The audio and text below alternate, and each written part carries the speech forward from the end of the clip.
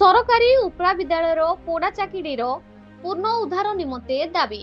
ରାଇରଙ୍ଗପୁର 6-3-2026। ମୟୂରଭଞ୍ଜ ଜିଲ୍ଲା ବାମନଘାଟି ଉପଖଣ୍ଡ ତିରିଙ୍ଗ ବ୍ଲକ ସାନଗୁଣ୍ଡୁ ଗ୍ରାମ ପଞ୍ଚାୟତ ଅନ୍ତର୍ଗତ ପୋଡ଼ା ଚାକିରି ଗ୍ରାମର ଥିବା ସରକାରୀ ଉଚ୍ଚ ପ୍ରାଥମିକ ବିଦ୍ୟାଳୟଟି 12 ଫେବୃଆରୀ 1953 ମସିହାରେ ସ୍ଥାପିତ ହୋଇଅଛି। ବର୍ତ୍ତମାନ ଏଠାରେ ଶିଶୁ ବାଟିକାରୁ ଅଷ୍ଟମ ଶ୍ରେଣୀ ପର୍ଯ୍ୟନ୍ତ ମୋଟ 112 ଜଣ ଛାତ୍ରଛାତ୍ରୀ ପାଠ ପଢୁଛନ୍ତି ଏବଂ ନିକଟସ୍ଥ ଗ୍ରାମ ସିଡାଡିହି ପୋଖରିଆ ଓ ବାରଡିହେରୁ ଆସି ଷଷ୍ଠ ଶ୍ରେଣୀରେ ନାମ ଲେଖାଇ ପଢୁଛନ୍ତି। କିନ୍ତୁ ବିଦ୍ୟାଳୟଟି ଏକ ନିର୍ଦ୍ଦିଷ୍ଟ ବ୍ୟକ୍ତି ସୁଦାମ ମାଝୀ ମୁର୍ମୁଙ୍କ ଜମିରେ ରହି ଆସିଅଛି। ବର୍ତ୍ତମାନ ସୁଦାମଙ୍କ ଉତ୍ତରାଧିକାରୀଙ୍କ ଦାବି ଯୋଗୁଁ ପାଚେରୀ ନିର୍ମାଣ, କୌଣସି ମରାମତି କାର୍ଯ୍ୟ, ନୂତନ ଶ୍ରେଣୀ କୋଠରୀ ନିର୍ମାଣ ଆଦି କାର୍ଯ୍ୟ ହୋଇପାରୁନାହିଁ। ଫଳରେ ବିଦ୍ୟାଳୟର ଅବସ୍ଥା ଦିନକୁ ଦିନ ଦୟନୀୟ ହୋଇପଡ଼ିଲାଣି ତଥା ବିଦ୍ୟାଳୟର ଛାତ୍ରଛାତ୍ରୀ ବର୍ଷା ଋତୁରେ ବହୁତ ଅସୁବିଧାର ସମ୍ମୁଖୀନ ହେଉଛନ୍ତି।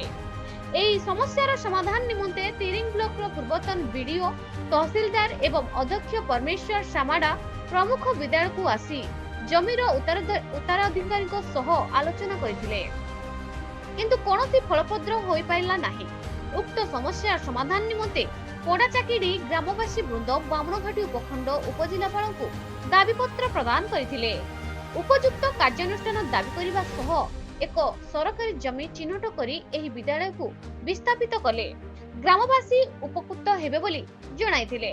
ଏଥିରେ ପୋଡ଼ା ଚାକିରି ଗ୍ରାମର ଗ୍ରାମବାସୀ ବୃନ୍ଦ ରବୀନ୍ଦ୍ର ସୋରେନ, ଚମ୍ପାମଣି ସୋରେନ, ଚିତ୍ତରଞ୍ଜନ ଟୁଡୁ, ଦିବ୍ୟଶଙ୍କର ଟୁଡୁ, ଗୋପାଳ ମୁର୍ମୁ, ଅର୍ଜୁନ ସୋରେନ, ଫାଗୁ ସୋରେନ, ଭାଦୁ ମୁର୍ମୁ, ମାଧବ ଲୋହର, ନବୀନ୍ଦ୍ର ମୁର୍ମୁ, ନାରାୟଣ ଟୁଡୁ, ଦୁଖିଆ ମୁର୍ମୁ, ରାମଚନ୍ଦ୍ର ହାସଦହ, ପଦମନ ମାଣ୍ଡି, ବିର୍ସା ବେସରା, ରାମାୟଣ ମୁର୍ମୁ, ରଘୁନାଥ ଟୁଡୁ, ସୋମେଶ କୁମାର ମୁର୍ମୁ, ମେଘରାମ ହୋରେନ, ଲାଗେନ ହାସଦହ, ରାଉଦୁ ମୁର୍ମୁ, ଗୁଲିଆ ସୋରେନ, ଶଙ୍କରମ ଗୁଡୁ, ରୂପମଥୁ ଗୁଡୁ, ବାହାଦୁର ଟୁଡୁ, କାନ୍ଦର ସୋରେନ ତଥା ଅନ୍ୟମାନେ ଯୋଗ ଦେଇଥିଲେ।